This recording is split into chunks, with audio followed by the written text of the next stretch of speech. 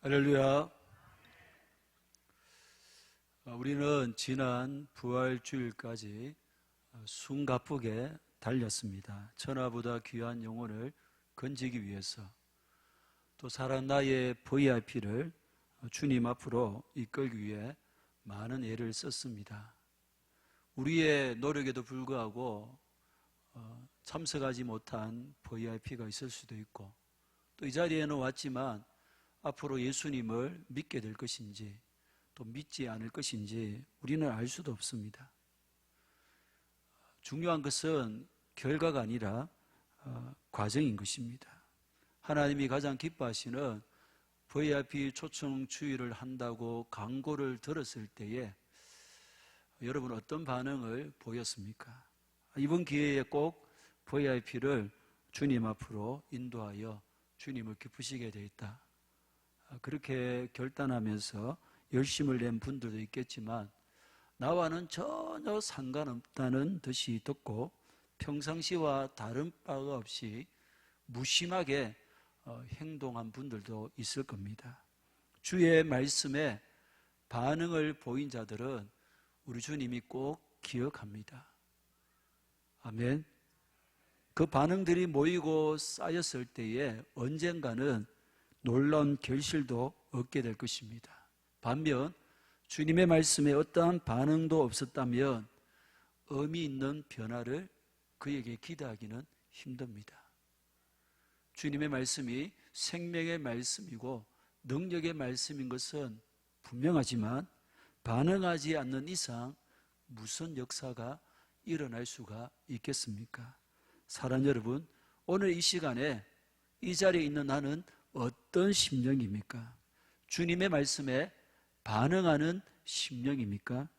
아니면 무감각한 심령은 아닙니까?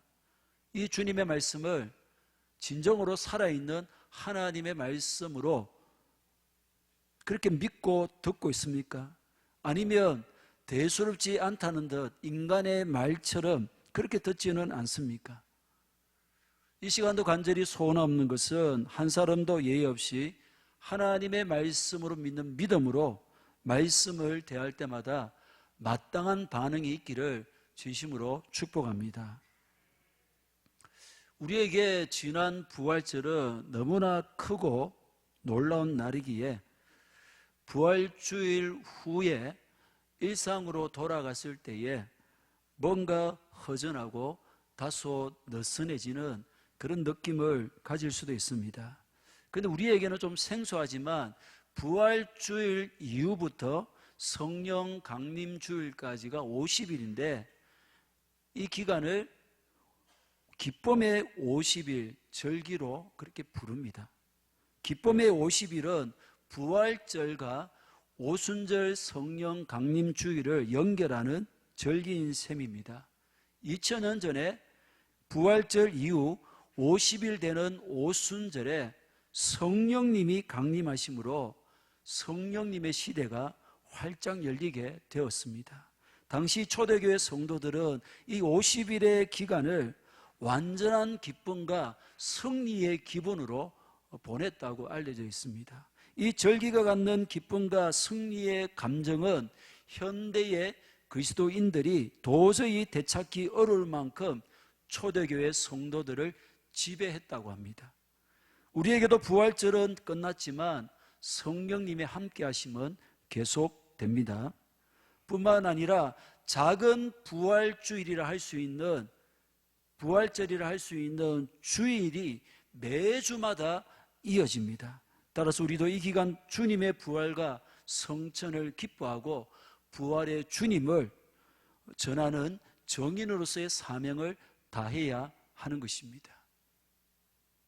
아니, 우리 주님 다시 오시는 날, 그날까지 부활의 주님으로 인해 함께 하시는 성령으로 인해 기뻐할 뿐 아니라 부활의 주님을 전하는 일에 힘써야 합니다. 여러분, 기독교의 절기라고 하면 우선적으로 성탄절과 부활절을 꼽을 수 있습니다. 이 성탄절, 크리스마스는 어떤 면에서는 우리보다 세상 사람들이 더 기다리고 더 좋아하고 더 환영하는 절기로 변질되어 버렸습니다.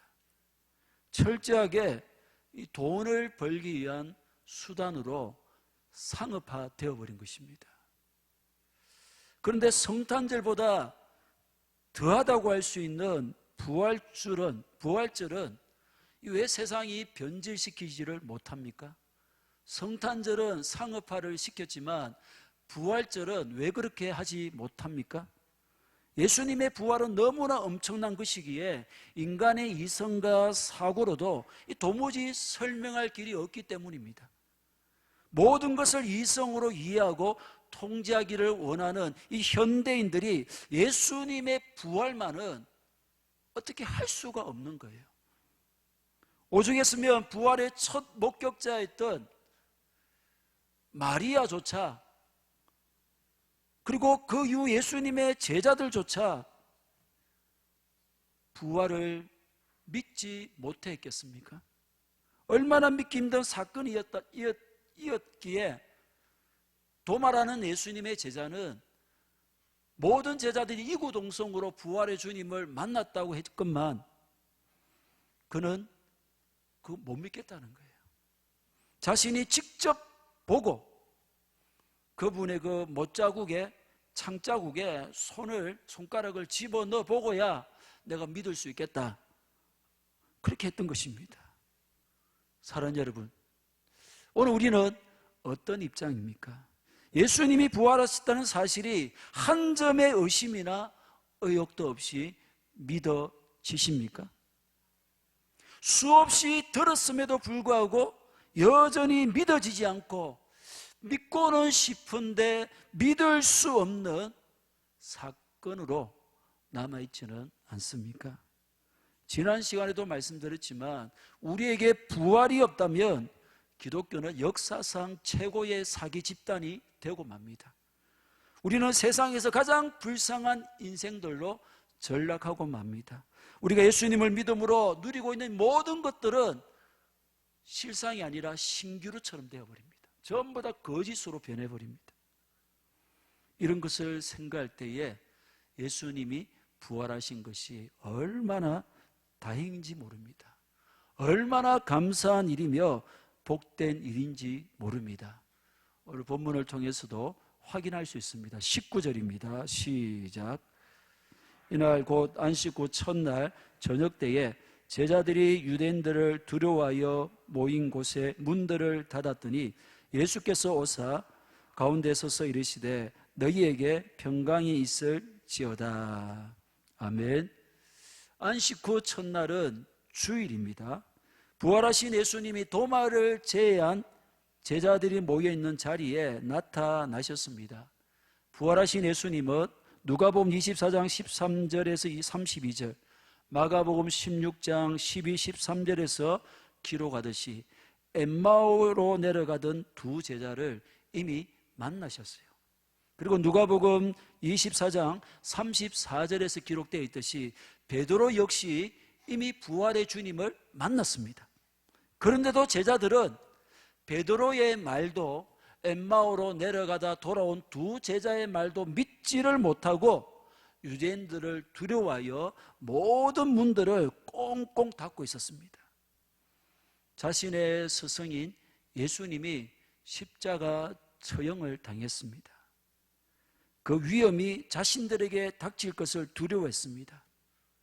자신들의 모든 것을 버리고 3년간이나 예수님을 따라다녔는데, 모든 기대와 소망을 예수님께 걸었는데 그 예수님이 너무나 무기력하게 십자가에 매달려 죽어버린 겁니다. 절망과 좌절할 수밖에 없으며 이제 어떻게 살아야 할지 막막하기만 합니다. 그렇게 자신의 신변 위험과 암담한 미래로 인해서 염려하며 두려움에 사로잡혀 있던 제자들에게 부활하신 주님이 찾아오셨습니다. 모든 문들이 닫혔지만 부활하신 예수님을 막지를 못합니다. 우리 주님은 영으로만 부활하신 것이 아닙니다. 육체까지 함께 부활했지만 주님의 몸은 우리의 육신과 달라서 장소의 제한을 받지 않으시는 매우 신비로운 형태인데, 우리도 나중에 죽음 이후에 예수님 다시 오실 때에 부활할 때에 이렇게 부활할 것으로 생각이 됩니다. 찾아오신 주님께서 처음으로 하신 말씀이 너희에게 평강이 있을지어다. 21절 26절에서도 부활하신 예수님이 제자들을 만날 때마다 평강이 있을지어다 선포했습니다.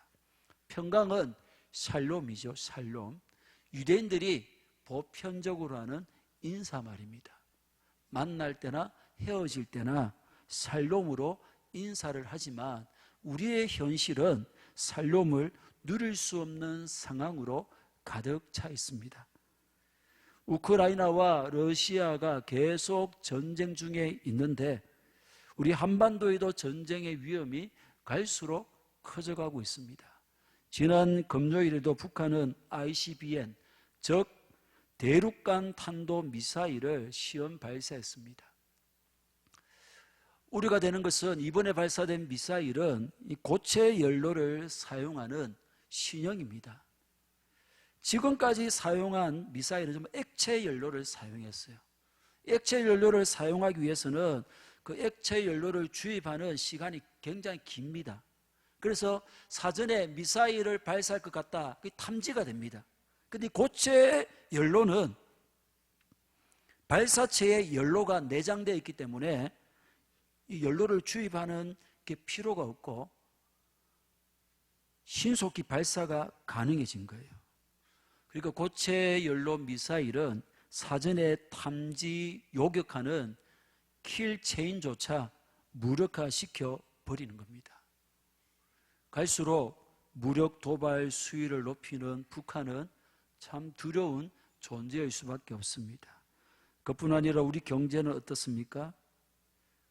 올해 들어서 세금이 정부 예상보다 훨씬 적게 거치면서 나라 살림에 큰 구멍이 생겼습니다. 올해 들어 2달 만에 31조 원이나 재정 적자가 쌓였고 나라 빚이 1061조 원으로 불어났습니다. 5년 전에 680조 원이었는데 나라 빚 1천조 시대가 열린 셈인데 우리 국민 1인당 2천만 원 이상을 부담해야 될 액수입니다. 엎친 데 덮친 격으로 무역 수지 적자도 지금 1년 넘게 계속 이어지고 있습니다. 가까운 미래에 닥칠 국민연금이나 의료보험금의 고갈 문제 역시 해결 방안을 찾지 못하고 있습니다. 특별히 출산율 저하는 가장 시급하게 해결돼야 될 과제이며 가장 큰 절망의 문제입니다. 지난 81년도 출생률이 87만 명인데 30년이 지난 2012년도에는 48만 명으로 절반이 줄었습니다. 그리고 작년에는 25만 명으로, 과거에는 30년 만에 절반이 줄었는데 이번에는 10년 만에 절반이 줄어서 급격한 인구 절벽 시대가 되었습니다. 서울시 초등학생 수가 약 60% 이상이 줄었고 1년에 초등학교가 3,500개 넘게 문을 닫고 있습니다. 약 20년 뒤가 되면 대학교 절반 이상이 문을 닫아야 됩니다. 학생들이 없기 때문입니다. 그로 인해 우리 노동시장이 붕괴되어 국제 경쟁력을 상실하게 될 것이고 경제가 곤두박질철 위험에 놓이게 된 겁니다. 출산이 줄어 생산 인구가 급감하는 반면 노인층의 급증으로 인해서 그 젊은이들의 어떤 경제적 부담감이 갈수록 커져갈 수밖에 없는 그런 심각한 상황입니다. 특히 우리의 젊은이들이 꿈과 희망도 잃고 취업도 결혼도 포기한 채 방황하고 있습니다. 요 근래 우리나라에 마약이 급증하는 이유가 어디에 있겠습니까? 술로도 춤으로도 도박으로도 그 무엇으로도 메꿀 수 없는 그 절망감, 그 두려움들을 메울 길이 없어서 마약에까지 손을 대는 것입니다. 이렇다 우리가 처한 현실은 앞을 보아도 뒤를 보아도 옆을 보아도 살롱과는 너무나 거리가 있어 보입니다. 이런 우리를 향해 부활하신 주님께서 너희에게 평강이 있을지어다 선언합니다. 평강은요, 연결되다, 하나가 되다, 나누어졌던 것이 연결되는 것, 그것을 뜻합니다. 잘 아시는 것처럼 빌립보서 4장 6절 7절입니다. 시작. 아무것도 염려하지 말고 다만 모든 일에 기도와 간구로 너희 구할 것을 감사함으로 하나님께 아뢰라. 그리하면 모든 지각에 뛰어난 하나님의 평강이 그리스도 예수 안에서 너희 마음과 생각을 지키시리라. 아멘. 이 말씀에 평강과 대조되는 말이 나옵니다. 뭡니까? 염려입니다. 염려. 염려는 뭐냐면 나뉘다라는 거예요. 염려는 마음이 나뉜 것, 하나 된 것을 휘저어서 나뉘게 하는 것입니다. 평강은 하나 되는 거예요. 그래서 하나님의 평강은 하나님과 하나가 되는 것입니다. 따라서 부활하신 예수님이 두려움에 떨고 있는 한 치 앞도 내다볼 수 없는 캄캄함에 이리저리 마음이 나뉘어져 온갖 염려 가운데 있는 제자들에게 평강이 있을지어다 하신 것은 예수님이 평강이 되시기 때문입니다. 제자들은 예수님을 마음에 모심으로 평강을 누리게 됩니다. 예수님과 하나됨으로 평강을 누리게 됩니다.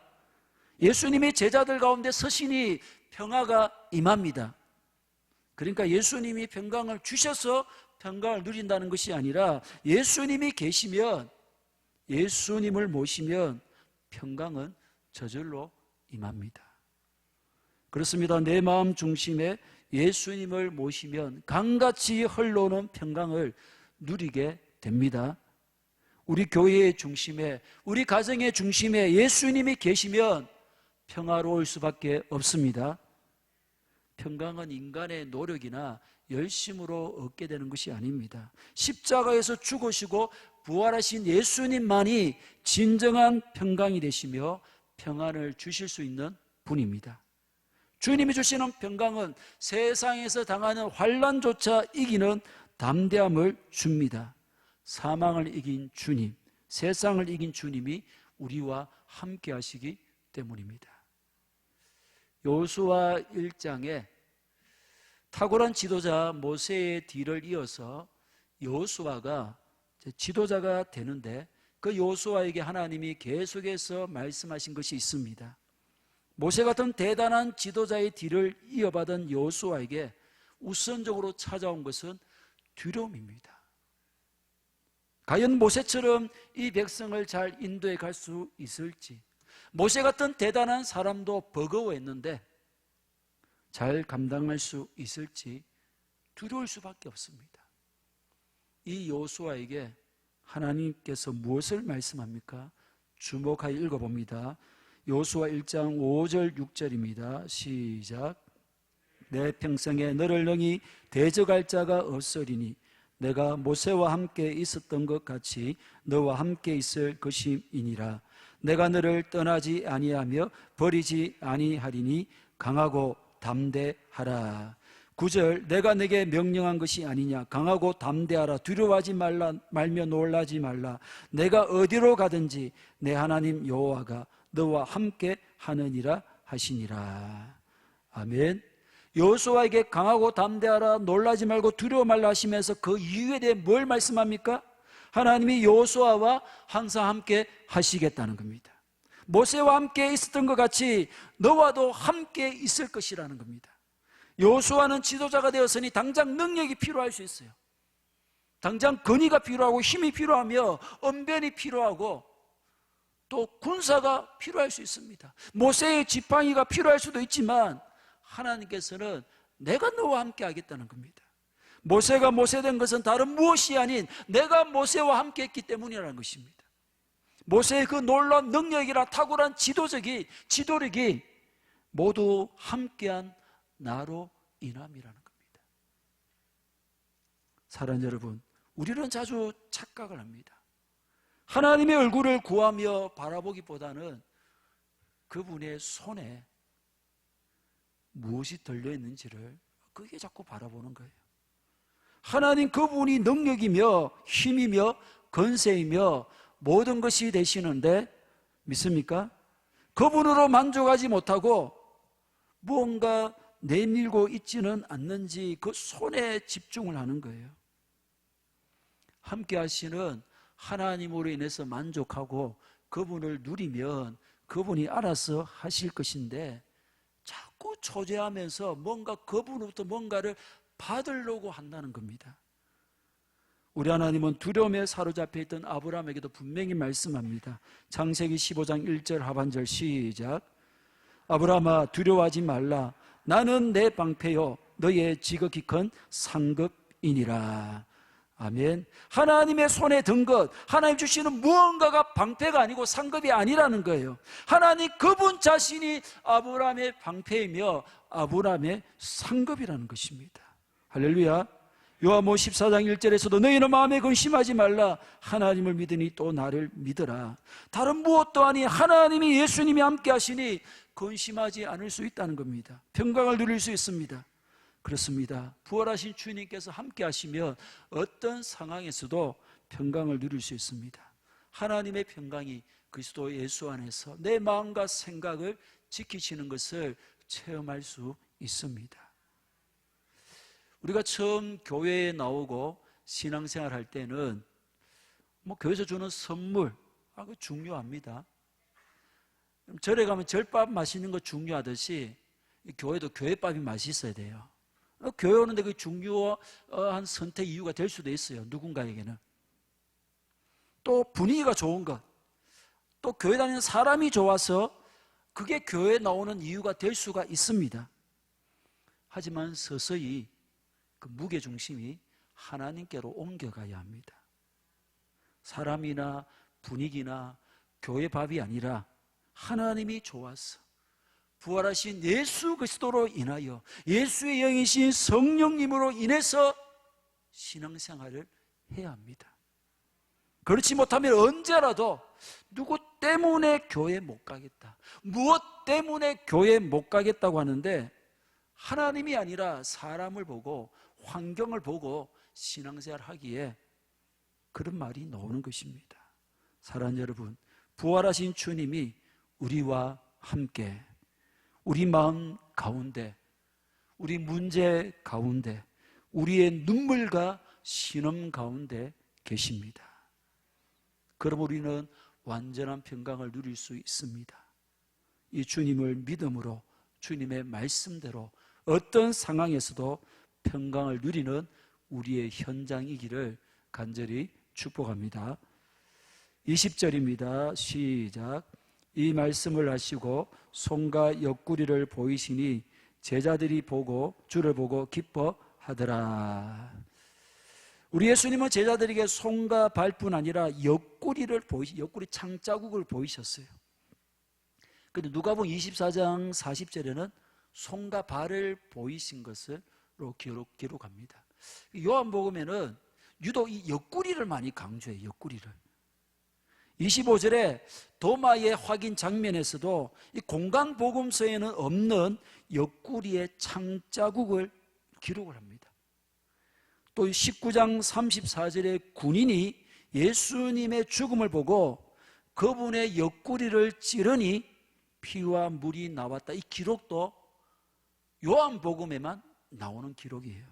즉 본서는 예수님이 순환받아 죽으심과 부활하심을 손의 못자국과 더불어 옆구리의 창자국을 통해서 강조합니다. 이를 통해 예수님은 분명히 죽으셨고 또 육신까지도 부활하셨다, 이 사실을 입증합니다. 요한복음이 기록될 당시에 이 영지주의 이단이 활개를 치고 있었기 때문에 이 요한복음의 기록은 영지주의 이단들을 반박하는 굉장히 중요한 자료, 증거가 된 것입니다. 한편 제자들은 예수님의 상처 자국을 보고 기뻐했습니다. 즉 제자들은 예수님이 부활했다는 것을 확신했습니다. 그로 인해 제자들의 상황은 변한 것이 전혀 없는데 엄청난 기쁨이 제자들을 사로잡아 버렸습니다. 사랑하는 여러분, 우리 또한 부활의 주님으로 인해 기뻐하기를 축복합니다. 내 상황은 달라진 것이 없어요. 여전히 힘겹습니다. 지칩니다. 피곤합니다. 그러나 부활의 주님이 나와 함께 하시기에 기뻐할 수 있습니다.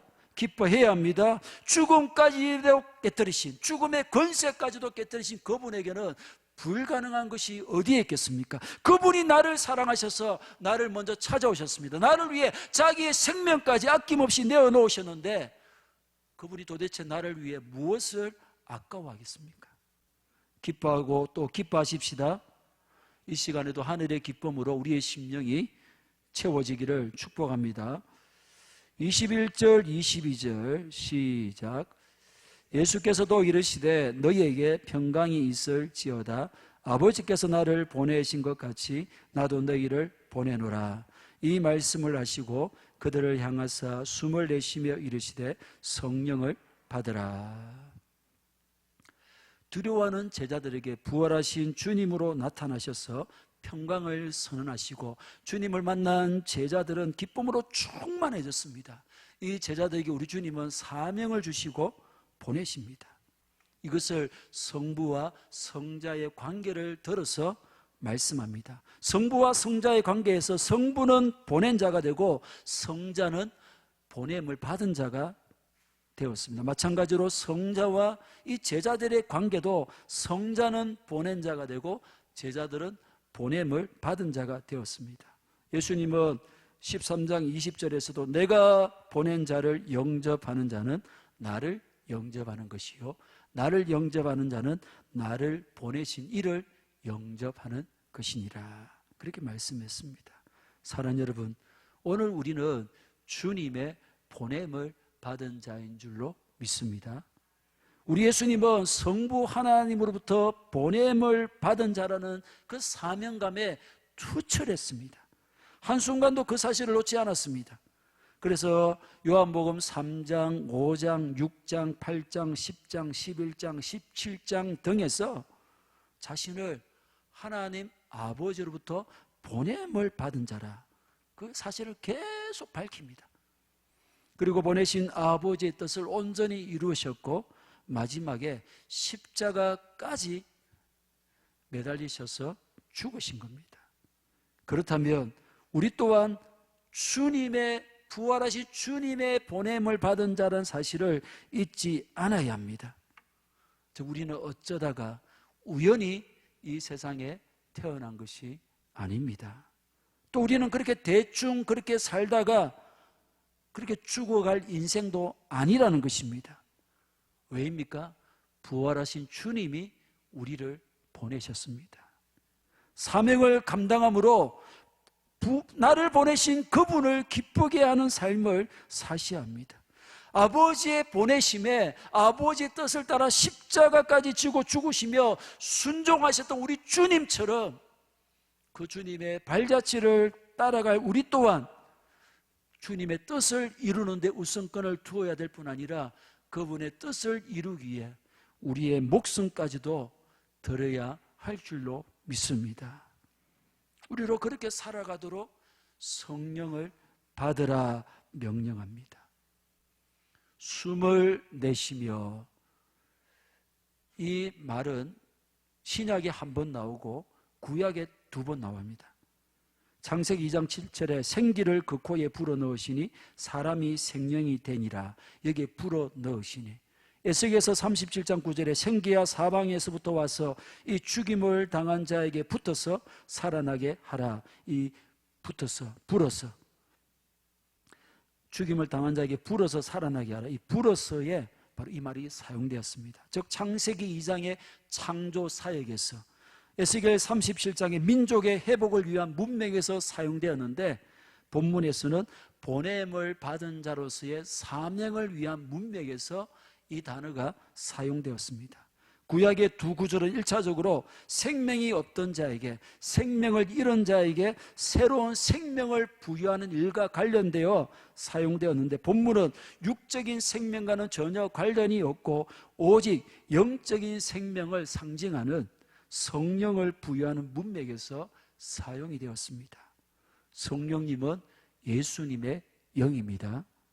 생기를 코에 불어넣으시듯 사망을 당한 자에게 생기를 불어서 살게 하시듯 제자들에게 성령을 주셔서 사명을 감당하게 하시는 겁니다.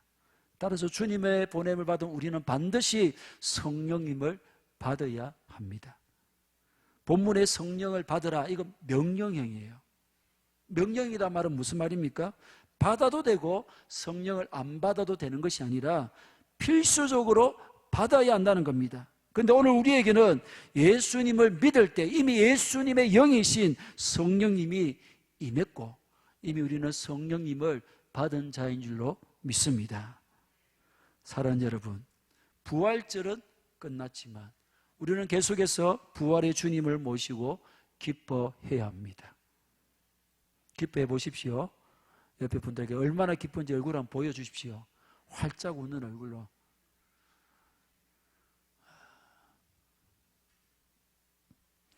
샬롬을 누릴 수 없는 현실로 두려워하는 우리에게 너희에게 평강이 있을지어다 선포하시는 주님의 음성이 들려지기를 축복합니다.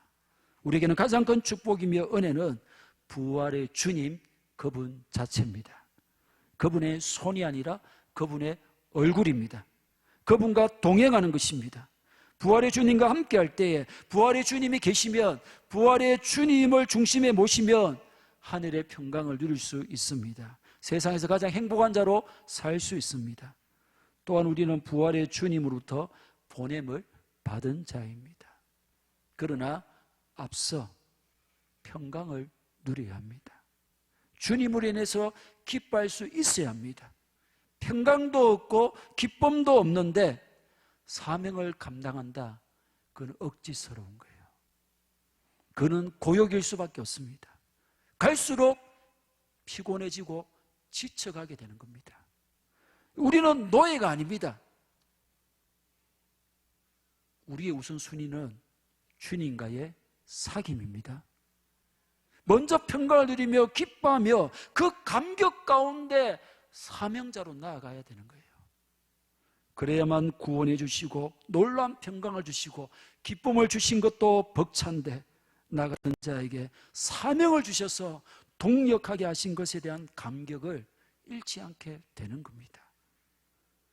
그렇습니다. 우리는 되는 대로 살아갈 수 없는 자들입니다. 사명을 주셔서 보내신 주님을 기쁘시게 하는 삶을 사셔야 합니다. 내 힘으로 할 수 없기에 이미 우리에게 임하신 성령으로 충만함을 받고 성령을 힘입어 사명을 잘 감당함으로 내 사랑하는 주님의 얼굴을 미소 짓게 하는 자 되기를 주님의 이름으로 간절히 축복합니다.